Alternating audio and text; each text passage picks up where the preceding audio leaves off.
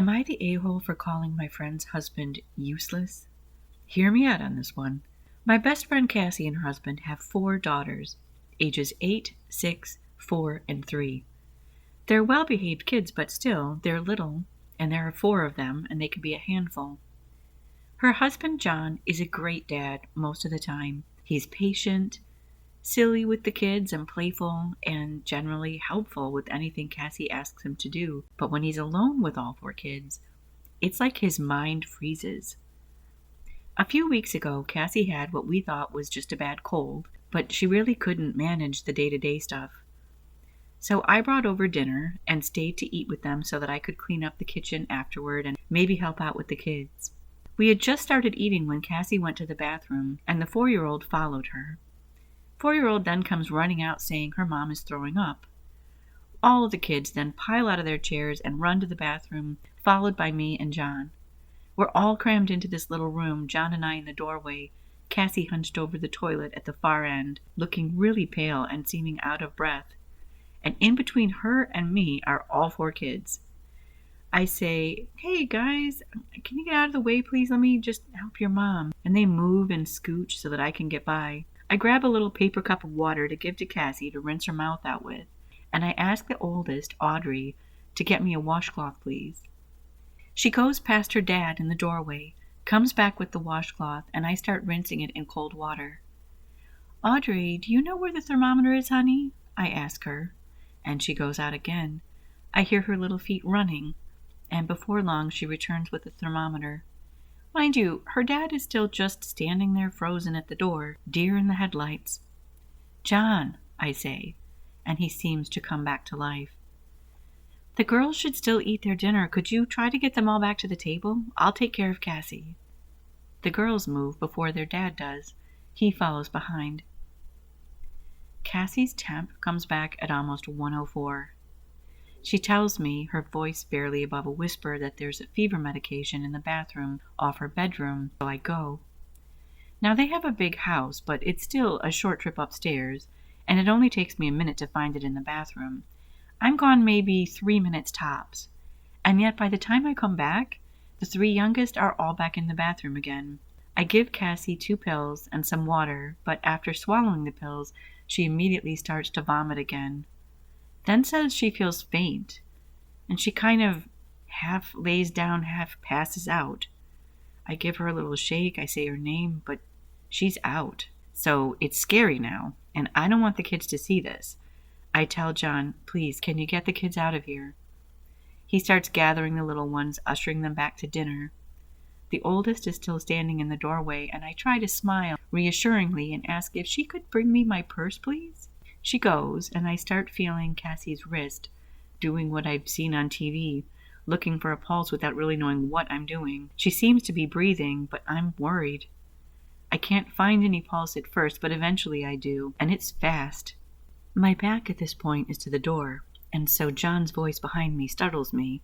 He's in the bathroom again, asking if I know if Audrey took her evening antibiotics yet. Audrey happens to be right behind him, holding my purse, which she hands to me, saying, "No, Dad, I'm supposed to take that at 8 o'clock. The contrast in competence between this grown man and his 8-year-old daughter is striking to me in that moment.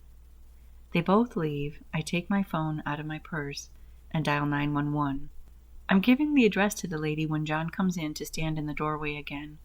I know he's got to be worried and scared, like I am. But thankfully, Cassie soon starts to come around.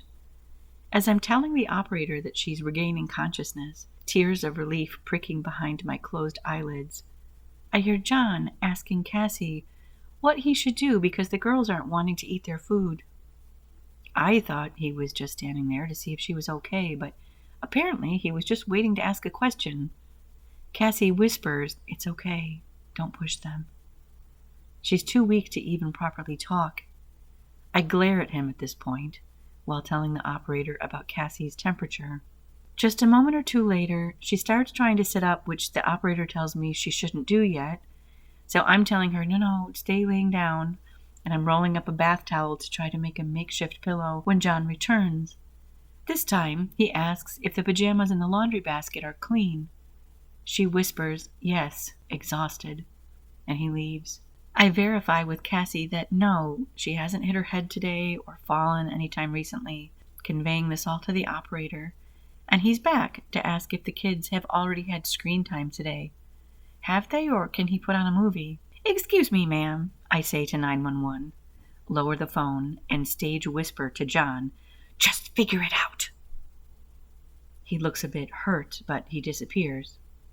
Not for long, of course.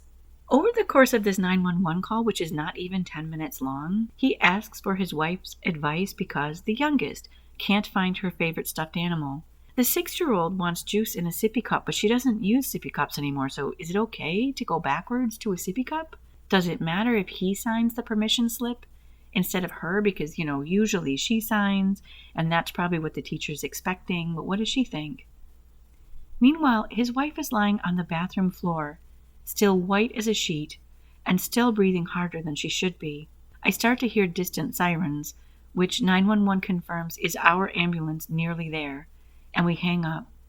I stand up, my annoyance no doubt all over my face, look at John and say, "You are useless. I'll go make sure the front door is unlocked because you'd probably have to ask how to do that." It's been nearly a month since that evening. I'm glad to say that Cassie is fine and 100% recovered. John drove behind the ambulance and was with her at the hospital. I stayed with the kids, reassured them, got them into pajamas, let them watch some cartoons while I put away food and loaded the dishwasher. Audrey took her antibiotics at 8, which, by the way, she did without me even prompting her. And I managed to get the girls into bed at a reasonable time, with some guidance from Audrey about their nighttime rituals. John came back home around 2 a.m., told me that they were keeping Cassie overnight due to the flu, dehydration, and a rapid heartbeat. That night, I thought we left on an okay note, but now John acts hurt and irritable whenever I stop by the house. I have apologized, saying we were all stressed, but I shouldn't have snapped at him. Cassie says he'll get over it, but my boyfriend thinks I was very rude. So, am I the a-hole for calling him useless when he couldn't handle his own kids during an emergency? Thanks for joining me for this story. If you enjoyed this reading, please hit like and subscribe so you don't miss future uploads. Leave us a comment and let us know what kind of story you'd like to hear next. This is Tales by Rachel, where we breathe life into every story.